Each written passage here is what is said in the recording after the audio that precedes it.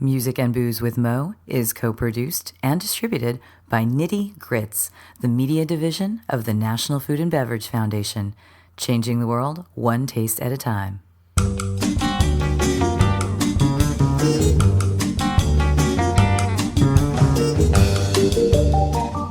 Welcome to Music and Booze with Mo. I'm Mo Herms, and I've worked in the music industry most of my life, so have met some pretty amazing musicians over the years. I also love a good cocktail, and I've encountered some really interesting bartenders as well. It seems that there's a lot of crossover, so when I can, I like to talk to musicians and bartenders about music and booze. Join us at the bar, won't you?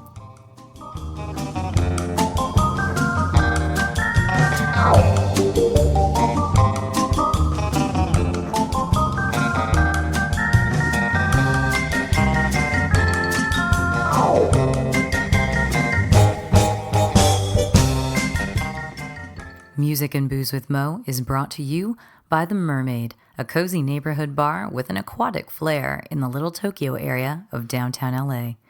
Open 7 days a week, featuring tropical cocktails and snacks, The Mermaid also has a daily happy hour from 5 to 8 p.m.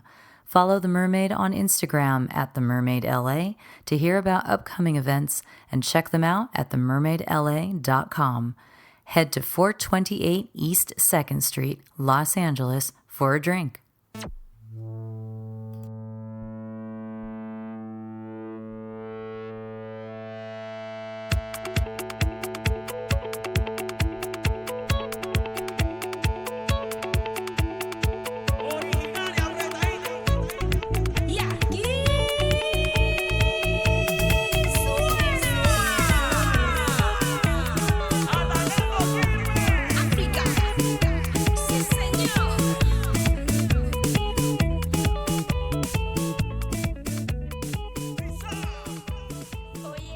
Today we are going to talk to Erin Rose, who is part of Grupo Takami, which is a collective of some of the best bars in Bogota, Colombia. She works mainly at a place called Black Bear, but oversees the cocktail menus for several other places.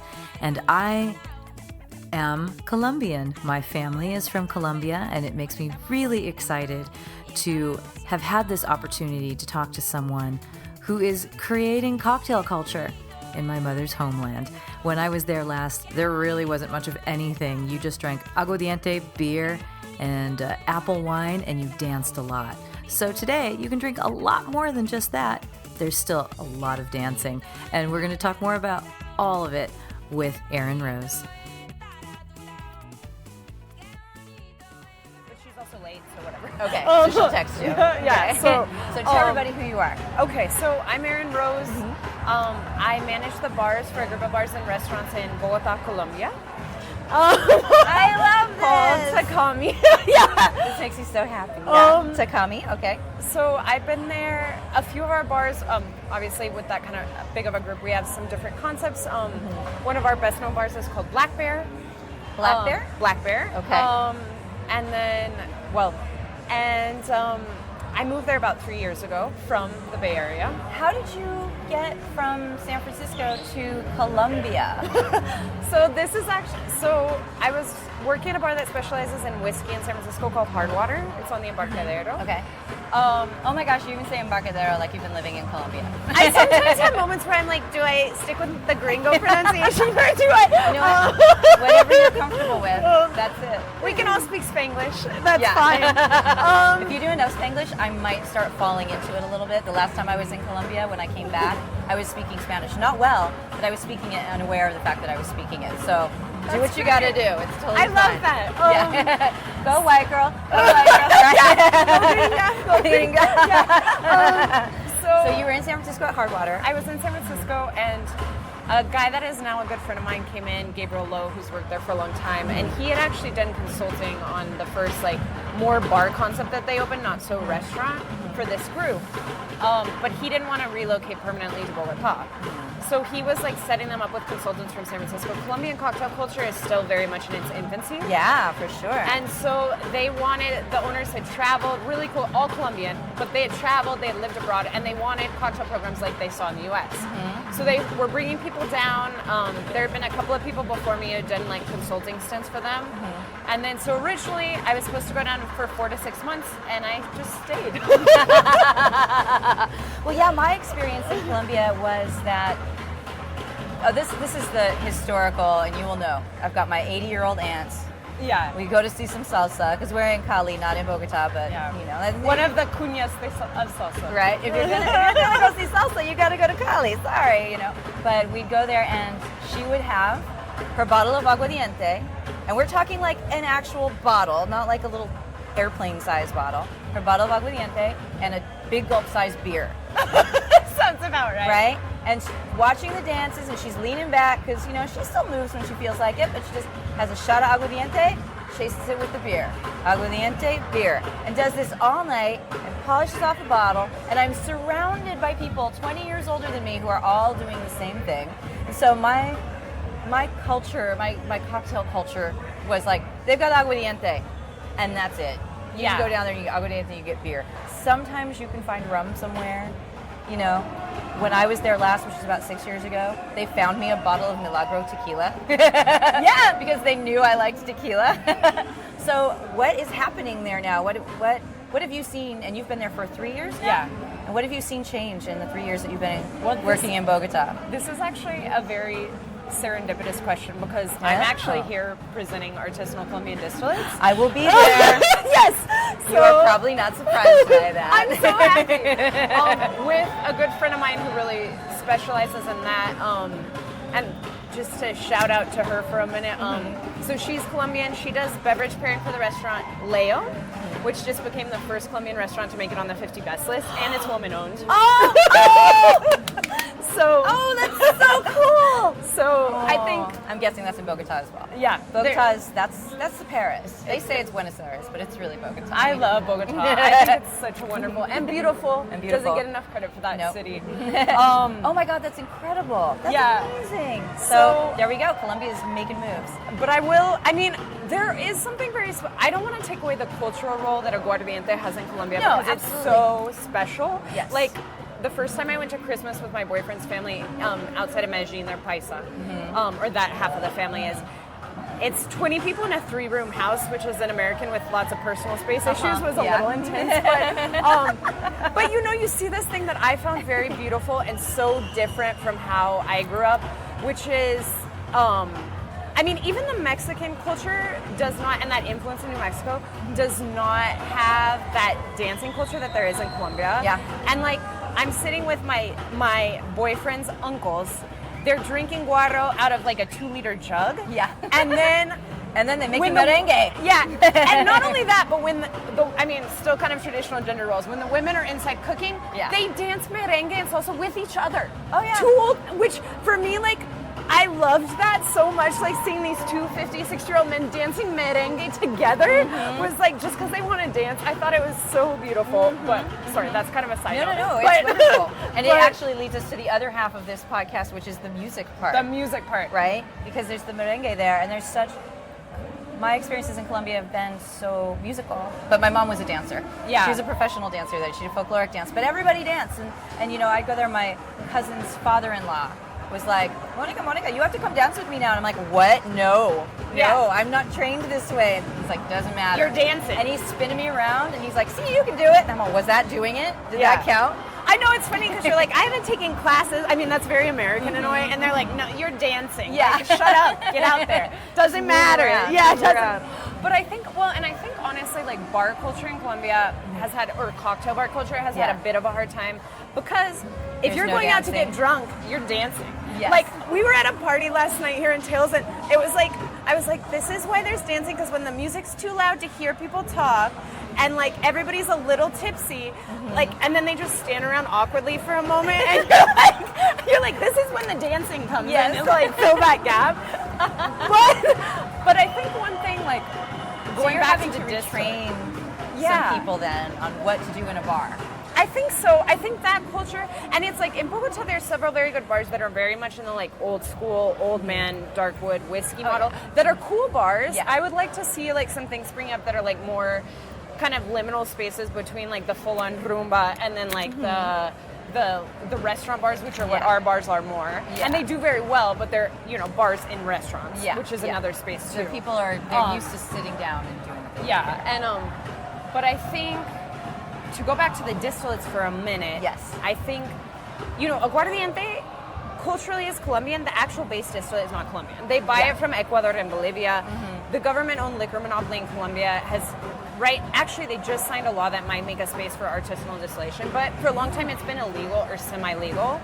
Like you can make viche, for example, which is one of the distillates we'll be talking about, in the Afro-Pacific communities. That also have really wonderful musical traditions, but like you can make them in those communities, but they aren't allowed to commercialize. And actually, if you go to like Petronio Alvarez in Cali, the big Pacific Music Festival, you will see people selling viche everywhere. But those limitations that the government has placed on it to keep their revenue from that. But I think like that's something that's Laura and I are really working on. Is like, I don't want to say that the rums that people are selling as Colombian rums right now, they are good rums, they are good quality rums. A lot of them, they are. Many of them they've done like really lovely work blending, but if you're not distilling in Colombia, I'm sorry, that's not Colombian. It's not Colombian rum, no. And I feel like that's dishonest and not representing the country like in the right. I mean, it could be a beautiful rum, but it's not Colombian cane, it's not Colombian rum. You're so pro-Colombia for not being from Colombia. I love this about you. But I think that's also a very Bay Area, like local. You know what? You're actually right, because we were talking about, since you lived in the Bay Area as well, and you came from New Mexico originally. Were you from like a small town in New Mexico? No, I'm from Albuquerque. From Albuquerque. But it's still, it's not like LA, you know? No, it's not. It's 600,000. Yeah, so you're coming from places where identity is just normal. Like having your own brand, your personal neighborhood brand, your whatever, is just normal. It's not, I don't want to say small town feel, it's just community feel. And then you go to San Francisco where it's the birthplace of farm to table, and then that's even more important. So you going to Colombia, I think is having kind of identity issues because they've only been out of the drug wars for like 15, 20 years maybe. And they had to come out of that and just be reborn. Because before the drug wars, it was civil war for a really long time. So a lot of these, like Medellin, for example, has completely reinvented itself as this amazing architectural, you know, mind hive of a place. You know, Bogota is like, we are sophisticated and beautiful. We're not just the gold museum. And you know, Cali's like music and dance. Everybody's got their thing, and they're really getting it out there in the world and want everyone to see we're beautiful, we're safe. Come here. So I would think that they would be jumping on board with the national pride thing. Outside of just soccer, you know, it isn't just football. Come on, it's you not guys. just hummus. Yeah, I know. So but I love that you're going down there and embracing that so much. When did you start bartending? I started bartending. Well, I worked in restaurants like even all through university. I studied something else, but like I started working in restaurants when I was 16, and then I started bartending. I had a different kind of job for a while after I got out of university, and I didn't like it. Went, traveled, came back, and was like, oh, I need money, and I know how to work in restaurants. Let's start that again. Yeah, right? So I started bartending in New Mexico, where I grew up when I was back there, and now it's been about 8 years.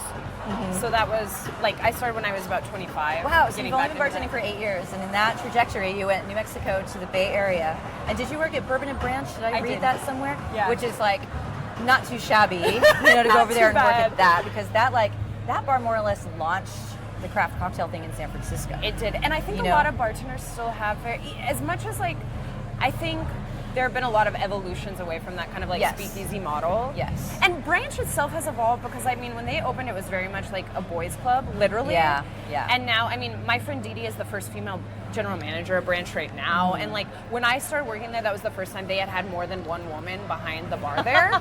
And I got to work with like all these wonderful women, but I think as much as it's maybe evolved away, or the cocktail scene is evolving away from that like speakeasy style of bar, every bartender I know that is doing cool things now that worked in San Francisco, almost every single one of them has worked at Bourbon and Branch or one of the bars from Future. Yeah. Like, They're They all work formative their way experiences. through, yes. And the other thing is, if you want to learn to do volume, I mean, when you start at Branch, they put you in the library. You're by yourself. You don't have a bar back. There's no cashier. There's no host. And if 200 people come in, you're making cocktails for 200 people in a night. Obviously not all at once, but like by yourself. You're pretty. So you really learn to manage You're very your well time. trained in yourself, yes. And I think no matter what you go on to do or what, that's valuable. Yeah. Oh my God. Absolutely. Absolutely. So then you did all of that and then got whisked away to South America. And so how does that? So you're in a restaurant bar. Well, you oversee a lot of bars. So yeah, we they tend to be restaurant bars. So, but that still can be pretty high volume. Yeah, because you've got all those folks coming and sitting down. Our busiest bars do between, I mean, depending on the month, there's definite waves in Bogota for. But our busiest bars do between 2,500 and 4,000 cocktails a month, which is not bad. That's a lot. That is a lot. And this goes back to Colombians do like to drink, but they have been drinking very limited items, you know, basically for such a long time, and they do like to dance. So, do any of your bars have dancing or no? No, I mean, they're still very restaurant, but I think, I mean, without, and I wasn't there then, so I guess I feel like I'm not bragging about myself, but Black Bear was really the first successful craft cocktail bar in Bogota, even though it is a restaurant. But I mean, like, half the sales are drinks, so that's, it's so a people bar. are going there It's and they a bar. understand. Yeah. And I think, like, Gabe, when he helped them design that program, was very intelligent about, like, what he picked to put on the menu. Yeah, I was going to say, well, not only that, but what's the music program like in these places? What are you guys playing in there? It depends. Well, Black Bear, we have, like, a good mix of, like, soul, also some salsa, like, I mean, you know, more upbeat, like, but very, it's a little bit soul, older though, is it crowd. like American soul? Yeah, there's some of that in there Really? too. We have someone who does a playlist for us, and then actually we had a restaurant that we recently closed or remodeled called Segundo, where I did the whole program that went well, and I actually did some playlists for Segundo. And then Cantina y Punto, which is our other restaurant where the bar really moves. I mean, tequila, agave spirits are taking off in Bogota like everywhere. Yay! I'm so proud. Yeah, me too. And also the chef that did that restaurant with us, he doesn't live there full time, but he's a co-owner and he designed that. He was the first Mexican chef to receive a Michelin star. He works in Madrid. So like that's really special. Roberto Ruiz. Cool. Really cool. Also a really awesome guy. So like the music there is obviously like more, but a little more upbeat Mexican music, but also a lot of Colombian, like bomba estéreo, Colombian kind of party chill music. What? I'm trying to think. Today's Wednesday, right? Today's Colombian Independence Day. No, it's Saturday. Well, I mean, it's Saturday, but today a lot of people are doing the parties, at least back in Los Angeles and everything. I realize there are actually bars doing it, and you said Bomba Estéreo, which, you know, in the States, if you're like a hipster kid, that's the band that you know, oh, they're from Colombia. You know? But what other music have you discovered since you've been there that you're like, oh my God, my music is totally changed. I'm sure, right? I remember when I was a kid, my mom had all these great records that she brought from home. And she'd still find imports of them because she still taught Colombian folkloric dance in the United States when she first came here. And so one thing that was really interesting to me about her records was that the music that was on them didn't reflect the album covers at all, because at that time the album covers were just like really hot women in bikinis. Yeah, all of them, because you'd go through and be like, she's cute, and buy the record, and that was how they sold that was the record. marketing. Yeah, so some things are timeless. I know it's changed somewhat, but so you've discovered things. How have you discovered music while you were there? I mean, it's a mix of a lot of. I've been lucky enough to travel or sought out, although I haven't been to Cali yet, that's sad, but you'll get there, don't worry. I'll get there. I sought out music, and then I think also like I gotta give a shout out to Spotify as much as it's like, but I think it's like you find one song that you hear a song in a restaurant that you like, and you start to arm a list, and then it starts to suggest things, and I find that, I mean, their algorithm is quite on point. It is good. Yeah, and so like that's helped, but it's also like there are DJs in Bogota that specialize in. The other thing that a music that I started getting into were electronic remixes of cumbia and the electric cumbia thing. Yeah, that really took off in Buenos Aires. Like, King Koya was. Totally, I know these bands because it was Zizek, I think, was the label that was a big one for that. Totally. And I remember what's interesting is that cumbias, and you may have learned this while you're there, cumbias were the poor people music. Yeah. You know, but in Colombia, that's all the folkloric stuff is cumbia based because they all tell stories. A lot of them are storytelling. And my mom she listened to her cumbias, but she also listened to outlaw country here. And once I understood very Spanish, similar. I realized why. I'm like, it's gangster music. It's totally it's all about these guys that are like, I'm gonna find that girl. We're gonna get drunk and blah blah blah. And it made me laugh. So the electro cumbia thing, when that started up, it made me I thought it was funny because it was coming out of Buenos Aires initially, who are the snobbiest of South America. But they were like totally adopting. Sorry, anyone from Buenos Aires, but you know you have that reputation. But anyone, And you know you do it. you sometimes. know you do it. You know you do Just it. chill it out. My mom has this saying. You might get it.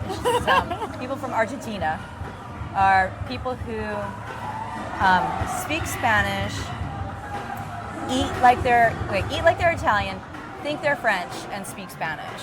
That was like the saying. It's a good saying. Except she says it in Spanish and it sounds much better. Always. So, but yeah. So the electro cumbia stuff you fell into. And then I actually still have a shirt that I was wearing yesterday. It says "Bailemos Cumbia." I really. Who are some love- favorite artists of yours? If you're gonna get the gringo to listen to something outside of their comfort zone. Well, starting with electric, I mean, King Koya, I think, is like a really great jumping off point. He does a lot of Mexican folk music. I mean, it's not pure.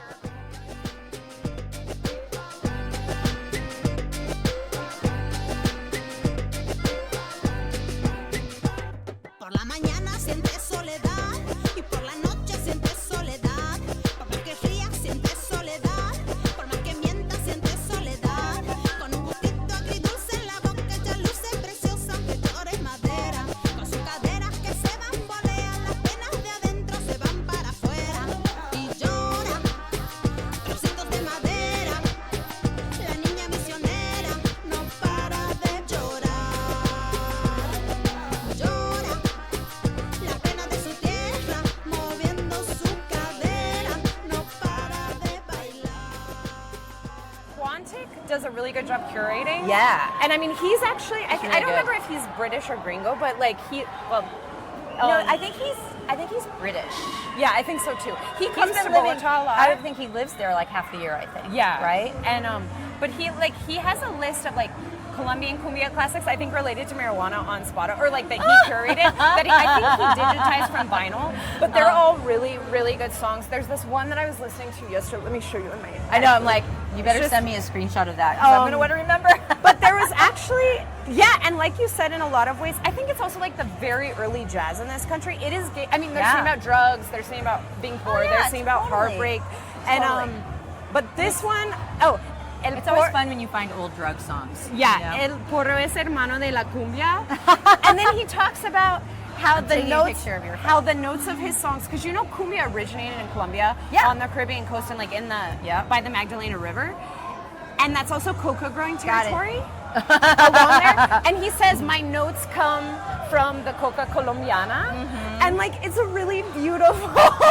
And you know, my mom's stories about coca is, we would get headaches and my mom would just boil a couple leaves into a tea and then our headaches would go away. I'm like, yeah, I bet they would.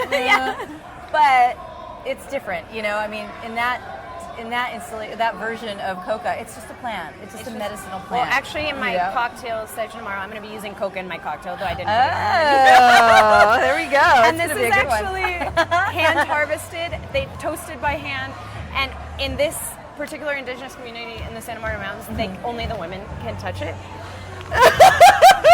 so hand harvested. We are such good friends right now. By women. I am like crashing on your couch in Bogota. Just FYI. You're welcome It's anytime. happening. I have two Happening. dogs, so Totally good. Okay. I love dogs. Good. So good. And I Good. don't have pets right now, so I can like live vicariously. I have a couch that folds out, so you'll be. Oh, comfy.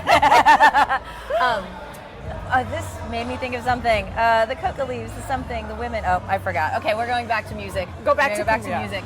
So I've got a screenshot of this thing that you love. So if you were running your own bar, like, I mean, I know you oversee all this stuff. What kind of music would you be playing in there? I mean, I think I would really, and actually my bartender said, so, you know, the class system in Colombia and Latin America in general is very pronounced, and which is a gap I would like to that close it's still a bit. like that. Yeah. Yeah.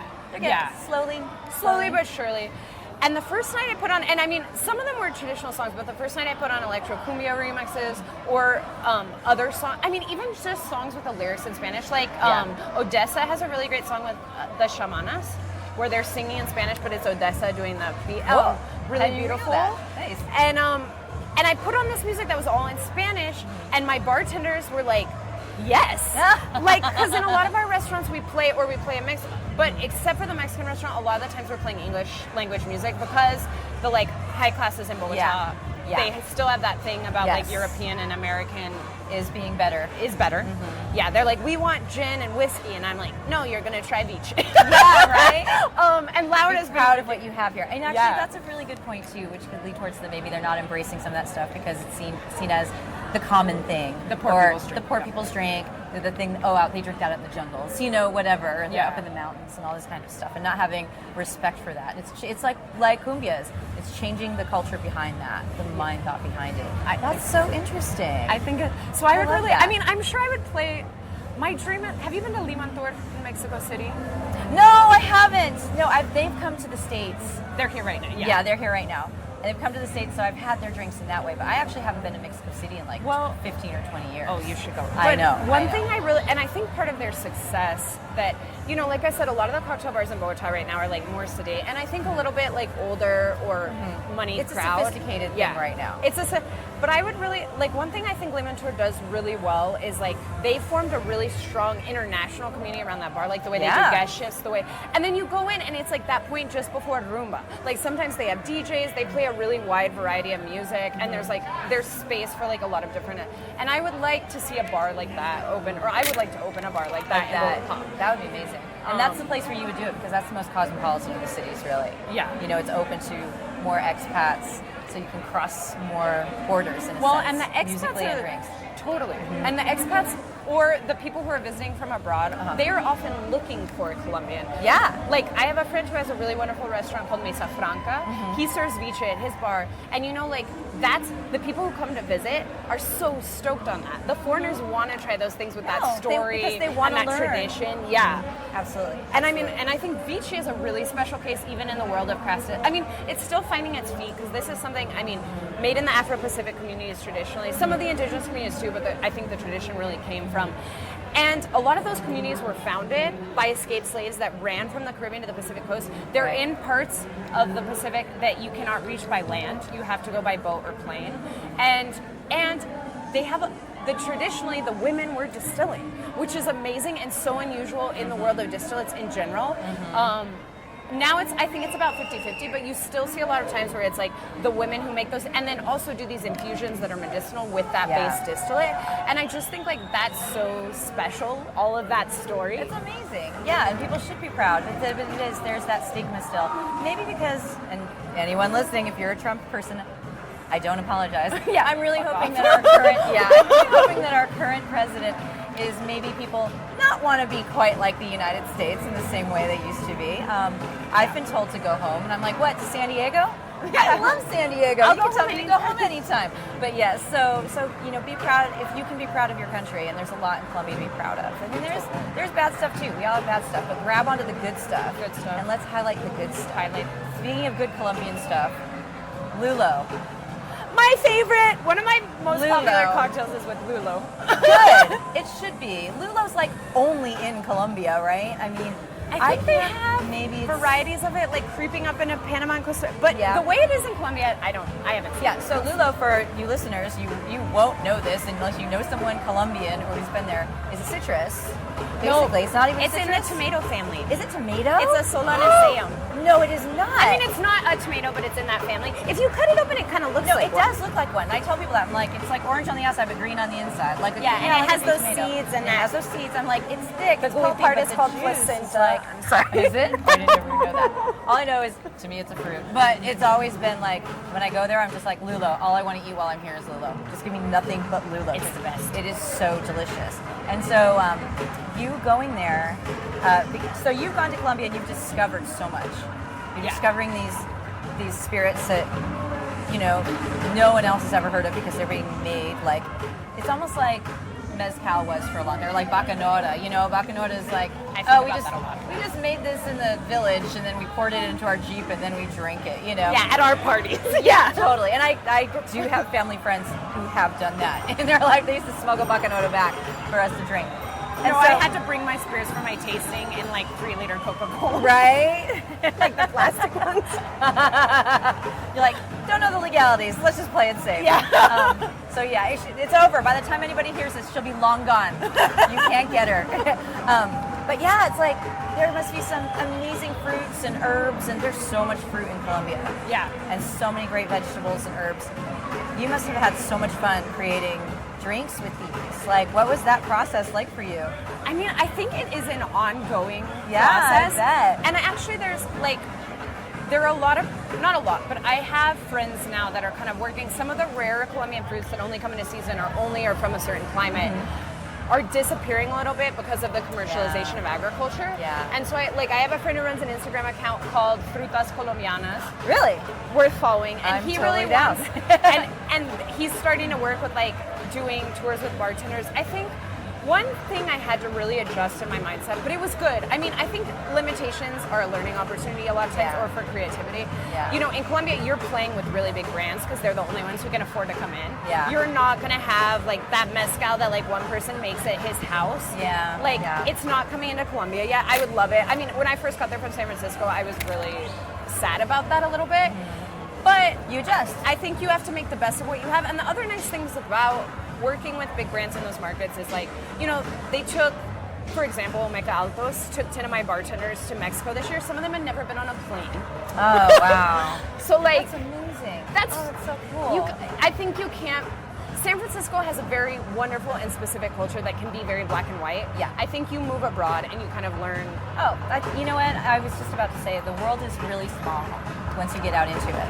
Yeah. You know, it feels like it's big and daunting and scary, but if you actually get out there and travel, you find the similarities. You find what people have in common. Yeah. You learn about other people, and that makes us all better. I think it raises everything. It's wonderful. That's and true. Like you were saying, I'm one of those people too. When I go somewhere, I'm like, I want to see what you have. Yeah. What is your city? I know my city. I don't want to come here just to have the same thing in a different city. Yeah. You know, which is why when I was traveling, like in the late 90s, I remember the Burger King starting to pop up places, and I'm all, I do not want to go to McDonald's. I am trying to get away from McDonald's. You know? What's your version of McDonald's? That might be interesting. You know, that would be amusing to see. Well, and now that that's the world, I mean, you go to like major cities in a lot of places in the world, and the city center is like Zara. It's like all kind of the same. They all so the I same think thing. You kind start of to lose the personality. Yeah, you know? and I think fighting for those local, but you also have to kind of do it in the way that you can, because I don't think that fight looks the same everywhere. But one of those, true. I've been pushing myself to use more and more local ingredients, and then the other thing is like also push it, like the new menu we're gonna do at Cantina y Punto, our Mexican restaurant. Every bartender that works there is going to have a cocktail or two on the menu. Oh, and I that's so gave them cool. the challenge. Yeah, I was like, and also with Mexican flavors, those fruits work really Yeah. well. So I was like, guys, like I want you using local stuff. And sometimes they have knowledge that I would not have from growing up. And you know, like they bring me like a really beautiful maracuja. Oh, that's the other thing. Passion fruit is one word in English. There are like 100 kinds of passion fruit. So maracuja is one type of passion fruit. Yep. You know, they bring me this really beautiful spin on a margarita with maracuja, which is quite acidic, and then like a cacao salt rim. Ooh, like interesting. One of them made a spicy cocktail with tomate de arbol, which you know. Yeah. Which that literally means tree tomato. It does Yes. taste like tree tomato. And I think that process has been really fun for me learning, and then also pushing. Like I've been to the Amazon twice this year. I started trying to do. The other thing is Colombia, because there's food all year round. Yeah. It's a very like generate. That's not the right word, but it's got a lot of abundance in that sense. There's always something growing. They don't have a lot of traditions of food preservation or fermentation. Yep. And I think like also working on that to conserve incredibly some of fresh those and organic food there. all the time. Incredibly, all the time. Yeah. And so, but I think like those traditions for like this fruit only comes once a year in the Amazon in June. Let's save it. Like I think those traditions now people are working on that, but that traditionally hasn't existed as much because it's like you eat it when it's there, but you'll literally see there's fruit all over the ground that isn't used because there's the so earth much there everywhere. is which is really wonderful because like I was just in a seminar about sustainability, which was really awesome. But you know they're talking about how like unsustainable like for New York bars like using limes are, and I'm like. Is Claire Sprouse doing that? Yeah, and it was wonderful. But it's like that for me, I had to have also like a paradigm shift because like for us, like cane and lime and all this stuff that's so essential for bartending. Yeah. I mean, in a way, I think that's really what I would like to work towards, and what I've talked about with Lau and I've talked about with other friends who work in South America, is that I feel like South America is working to develop its own cocktail culture, that it's not like we're trying to replicate what American bars do, but there are only 3 vermouths in the whole country. But like, there's so much abundance here. Like, we can do things with this. What are we going to do with this? And I mean, I think the thing is it's not replicable in the way like a penicillin, which we have, like would be. But maybe that's okay. Yeah. You know? Yeah. Totally okay. Like, I realized, I was thinking about this the other day, like if I ever move back to the US and try to do a bar program, I'll lose like 90% of the recipes I made. Totally. You just can't get those ingredients. But that's fine. And if you do find lulo, it's Goya pulp lulo, and it's not quite the same. It's not quite the same. Well, we've hit about a half hour, so I wanted to ask you, I'd like to ask people, when you're home, chilling out, relaxing, or maybe you're just sitting on a sweltering balcony like we are right now, because this is Colombia-esque, Colombia light here. Are you having a sip of anything? Are you listening to anything? What's your wind down kind of? I love. What's your party thing? Those are both good questions. They're totally different. They're totally different. You're drinking your song for your party or for your chill? I think chilling at home, it's probably going to be smuggled mezcal. And I'm really into the like lo-fi hip-hop instrumental playlist. Oh, really? Yeah. I saw that SoundCloud stuff. Yeah, where it's just like beats without the actual, and really chill. And then I think that's very good at home music. And then out and about. Out for the party. I mean, I think I've become more Colombian, and then I'm like, can we dance to this? If not, I don't want it. I grew up to hip hop, so but you know, I think gotten better. Are with you having salsa. like aguardiente beer and hip hop then? Is that your dancing? And maybe, but now it's like salsa.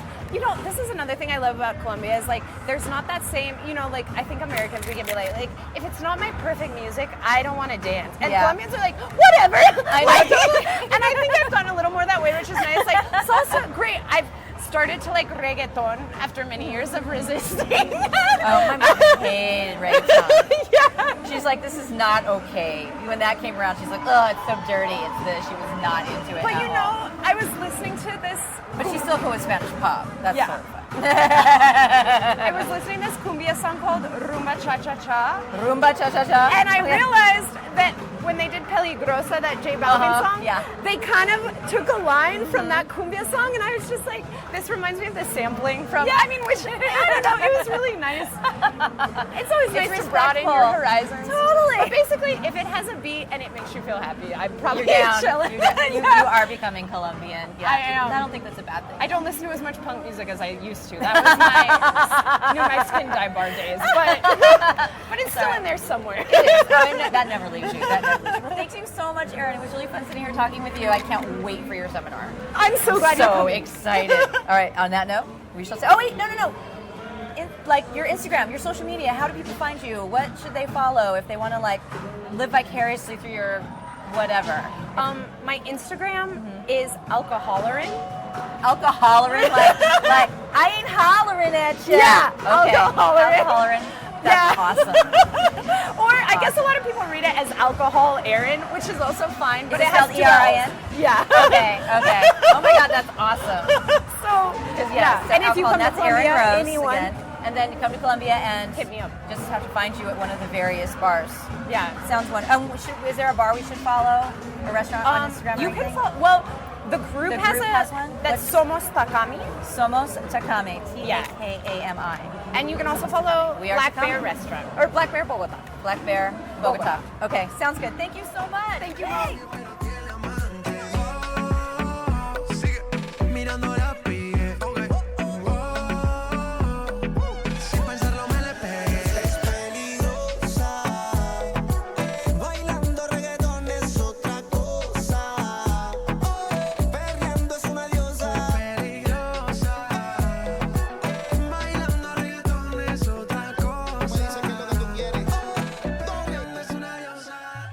You may have picked up during the course of that interview that we did it in New Orleans at Tales of the Cocktail last summer. Yes, I held on to this one for quite some time because this time of year, the holidays, are especially fun in Colombia. They have sort of a version of Carnival. It's called Feria.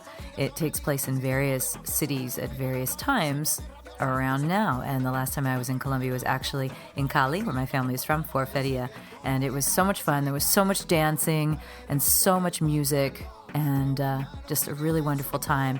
So it seems appropriate that we should celebrate the holidays with a little bit of Colombia. At least I'm going to. So thanks for tuning in today. And again, go to the Facebook page, Mo Herms on Facebook, to get more info about, where, her Instagram, the Instagrams, all of that, the Facebooks, etc. And of course, we're on Instagram too, so you can find Music and Booze with Mo there.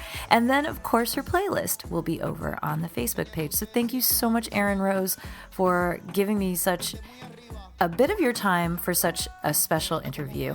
And I can't wait to go to Bogota and visit.